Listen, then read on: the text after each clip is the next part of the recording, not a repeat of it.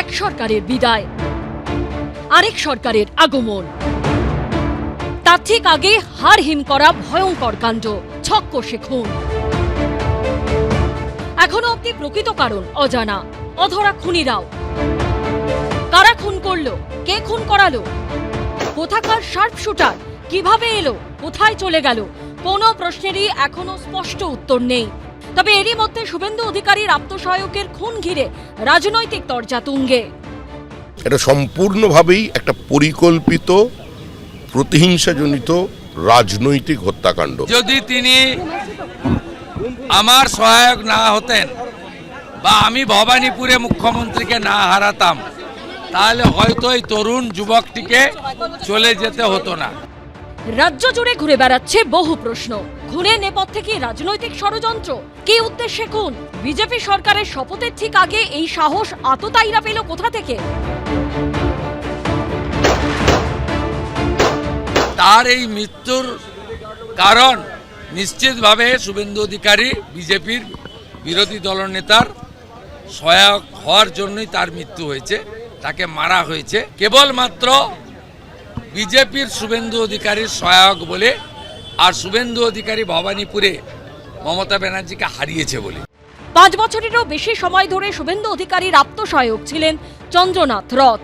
সূত্রের খবর, শুভেন্দু অধিকারীর রোজকার কাজ কর্মসূচি সবই দেখতেন তার আত্মসহায়ক চন্দ্রনাথ। তিনি এতটাই বিশ্বস্ত ছিলেন যে শুভেন্দু অধিকারীর ব্যাংক অ্যাকাউন্টের সমস্ত নথি, লেনদেন সংক্রান্ত সব কাজের দায়িত্ব ছিল তার উপর। এটা স্পর্শকাতর অঞ্চল এবং এখানে যেভাবে এই হত্যাকাণ্ড হলো, কার্যত সেটাকে একটাই বার্তা দেওয়ার জন্য হলো। মানে এটা প্রধানমন্ত্রী 2 দিন পরে আসছেন, তাকে বার্তা দেওয়ার জন্য। চন্দ্রদাকে এই মারার মাধ্যমে মমতা বন্দ্যোপাধ্যায়, অভিষেক বন্দ্যোপাধ্যায় শুভেন্দুবাবুর উদ্দেশ্যে মেসেজটা দিলেন। ভবানীপুরের হাড় মমতা বন্দ্যোপাধ্যায় হজম করতে পারছেন না, পিসি ভাইপো দুজনে মিলেই এই রাজ্যের হাড়টাকে হজম করতে পারছেন না।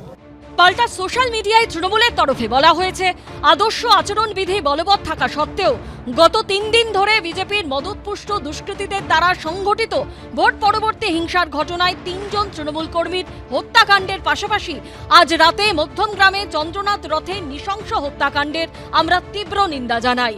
আমরা এই বিষয়ে কঠোরতম পদক্ষেপের দাবি জানাচ্ছি, যার মধ্যে আদালতের তত্ত্বাবধানে সিবিআই তদন্ত অন্তর্ভুক্ত থাকবে, যাতে দোষীদের শনাক্ত করে অবিলম্বে বিচারের আওতায় আনা যায়।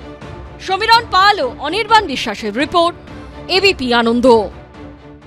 এবিপি আনন্দ, এগিয়ে থাকে, এগিয়ে রাখে।